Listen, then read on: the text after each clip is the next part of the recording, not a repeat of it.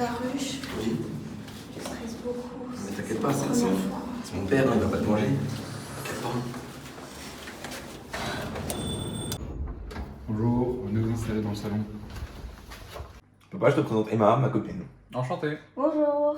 Tu fais quoi comme étude du coup? Des études de philosophie. Ah, génial. Baruch, tu me passes la télécommande s'il Ah te ouais, plaît pas de soucis.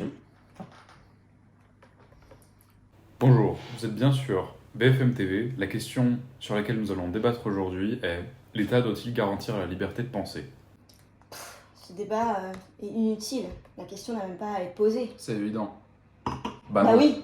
Comment ça? Si on veut conserver la paix générale, il est indispensable de restreindre les pensées des sujets. Plus précisément, nos concitoyens doivent être persuadés qu'ils n'ont d'autre choix que d'obéir à l'État. Mais moi, je pense que... Et non, il est surtout agréable de ne pas penser par soi-même, car ce serait un acte plus difficile que de se contenter de lire un journal d'opinion.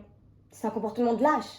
C'est par paresse et par lâcheté que les hommes sont responsables de leur minorité intellectuelle, car cela demande du courage de devenir intellectuellement majeur.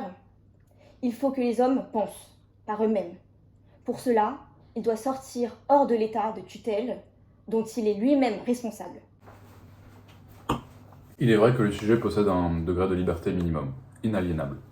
Il s'agit d'une liberté corporelle.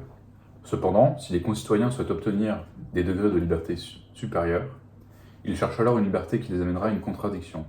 En effet, cela serait une liberté qui se soustrait aux lois, donc une liberté non universalisable. Finalement, pour conserver un équilibre dans notre société, une paix, il ne faut pas que les sujets puissent penser librement. Mais imaginez que vous soyez un homme d'État et que vous critiquiez dans un livre le régime pour lequel vous travaillez. Vous usez alors de l'usage public de la liberté d'expression. A l'inverse, si vous critiquez votre travail en refusant d'accomplir un ordre pourtant utile à la société, vous en faites un usage privé. Seul l'usage public de la liberté est nécessaire. Cela ne signifie pas pour autant qu'il faut agir aveuglément aux ordres. Nous devons obéir aux ordres si ceux-ci semblent moralement corrects et d'utilité publique. Les souverains n'ont pas intérêt à exercer leur tutelle intellectuelle sur leur sujet. De plus, le chef d'État doit accepter les critiques de sa législation, aussi virulentes qu'elles soient. Ainsi, c'est un devoir d'apprendre à penser par soi-même. Je vous l'accorde, ce sera un processus long. Stop! Arrêtez de vous contredire. Emma n'est pas venue pour ça à la base. C'est juste un apéro en famille.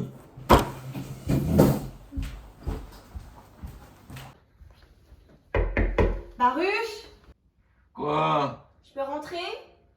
Ouais. Vous m'écoutez pas, faites que vous contredire. Sans vous écouter vous-même. On dirait une conversation de sourds, c'est ridicule. Moi aussi j'ai des trucs à dire.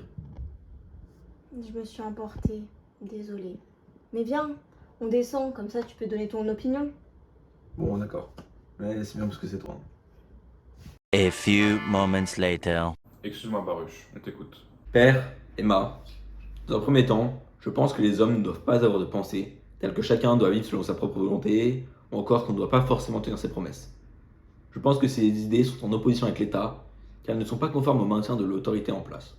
Je pense alors que l'État doit catégoriquement interdire ces pensées. Cependant, toutes les autres pensées doivent être autorisées. C'est une nécessité. En effet, je pense que la liberté de penser, comme toutes les autres libertés, ne doivent et ne peuvent être retirées aux hommes. Dans une société où les libertés sont contrôlées et où on force le peuple à être en accord avec l'État, il sera toujours impossible de contrôler leurs pensées. Cette société deviendrait une société où les hommes parlent et pensent différemment. Pour conclure, il ne faut surtout pas retirer les libertés aux hommes et l'État doit les garantir à son peuple. D'accord Baruch. Bon, passons à autre chose. Après, je pense qu'il est quand même nécessaire de restreindre la liberté de penser. Non, il faut qu'ils apprennent à penser par eux-mêmes. Mais tu veux bien que ça posera un problème. Il suffit de... I can't believe that it's finally me and you and you and me, just us and your friend Steve. Do do do do.